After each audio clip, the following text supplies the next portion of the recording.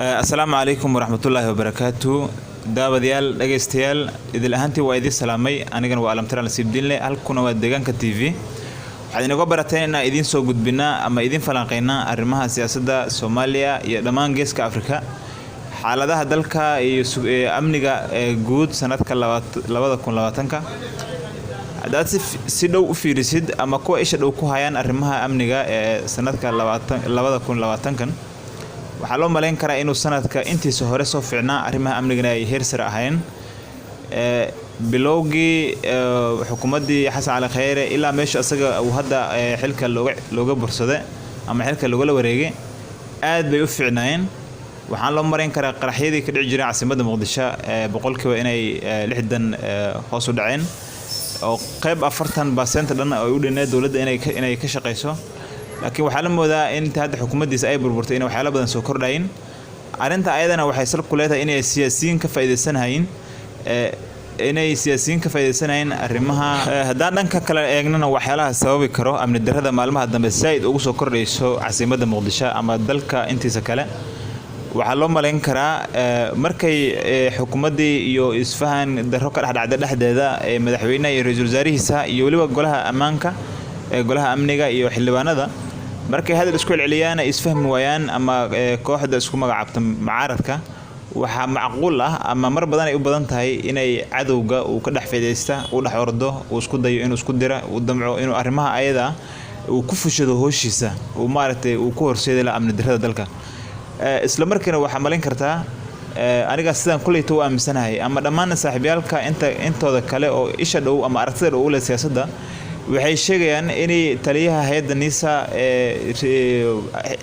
wasiirka ku-xigeenka amniga wasiirka gaashaandhigga iyo dadka kale dhammaanba amniga ka shaqeeya ama ku hoolan inay noqdeen dad maaragtay siyaasadda gacanta midigta ku qabtay ayna ka madax banaaneen siyaasadda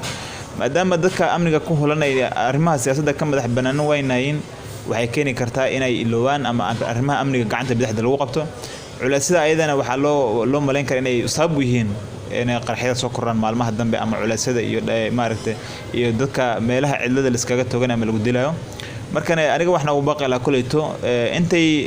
xukuumadda ka madax banaaneen amniga intay siyaasadda amniga ka madax banaaneen dhibka hadda jiro waxaa suuragal ah inuu sii socon karo oo maaragtay xalan loo heli karin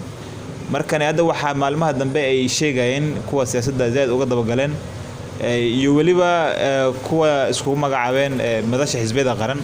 ay dhaayeen taliyaha guud ee ciidamada NISA inuu ku holanahay inuu keena ra'iisul wasaare asaga ku umaaday saameyntiisa waxyaalahaasna waxay keentay inuu Fahad Yaasin Xaaji Daahir iloow arrimaha amniga iyo sirdoonkiisa dad si dhow u fiirsadna waxa malaysaa cadowgii maalmaha in faraha laga qaaday ay si balaaranayaan ay maaragtay gobolada waliba horaanto awood iyo military looga qaaday inay ku soo laabanayeen ay maaragtay isdhaxwaradka siyaasadda iyo khalaasaha dalka uu ku jiro ay ka dhex faa'iideysanayeen waa dad ay u soo shaqo tagay inay arrimahan uu ka shaqeeyaan 24 saacadood dhiiga ummadda Soomaaliyeed iyo dadkii intiisa kaleba daadiyaan marka nimanka ay kana guul waxay u arkaan guushooda waxay ka bilaabanaysaa isku dhici madaxda iyo siyaasiyiinta marka arrimaha ayda waxay keenaysaa waxa aniga aan ku waanin lahaa xukuumadda inay maaragtay ra'iisul wasaare cusub soo magacaawdo ra'iisul wasaarahana arrimaha amniga uu si maaragtay midiga uga shaqeeyo nimankana meelaha ay maaragtay hadda ku dhuumanayeen ay dadka kala halgamayeen dalka in lagu taga lagana saaraday awoodda dawladdu u heli karto inkastoo aan aaminsanahay dalka Soomaaliya hadda inuu haysto military ama ciidamo ku filan oo maaragtay amniga midig ugu qaban karaan laakiin intay maaragtay xukuumadda aan la soo dhisin oo xukuumad ku meel gaar ay joogto sidaan la socono maalmaha dambena waxa bilowday ama waxa la rabay inuu furmo wajiga saddexaad ee shirka Dhuusamareeb oo madaxda ay ku wada hadlayeen sidii xal loo gaar lahaa amniga iyo arrimaha doorashooyinka arrimaha doorashooyinka waxay noqonayaan maalmaha dambe arrin si adkaanaya ay madaxda u mideysneen ama ay diyaar u ahayn inay maartay dalka xal loo gaaro arrimihiisa amniga markana kullidan xukuumadda waxaan ku waanin lahaa madaxweynaha inuu dulqaad lahaado mar badan maamul goboleedayaasha inay awood lahaa inay ay kana sidoo kale dulqaad lahaadaan waxaana rabaa inuu walba maqlo ya kwamba inuu madaxweyne Maxamed Cabdullaahi Maxamed Farmaajo uu ahay nin baari ah oo ilaahayna Soomaalida ugu deeqay nin aan maaragtay awood military isticmaalaynin oo na jecel inuu dadka wada tashi iyo si wada jir ah ku wada shaqeeyaan laakiin waxa nasiib darro inuu madaxweynihii amarkiisa laga talaabsado ay dad maamul goboleedyaal ah barasaabyal ama governatorial ay ka horjeestaan dhan meetingkiisa ama maaragtay shirka madaxweynaha isku wacday ma tagayno marka waxa muhiimka waxa way political interest-ka hal iska daayo interest-ka dadka ay si shakhsi oo ugu takrifalayn iska daayaan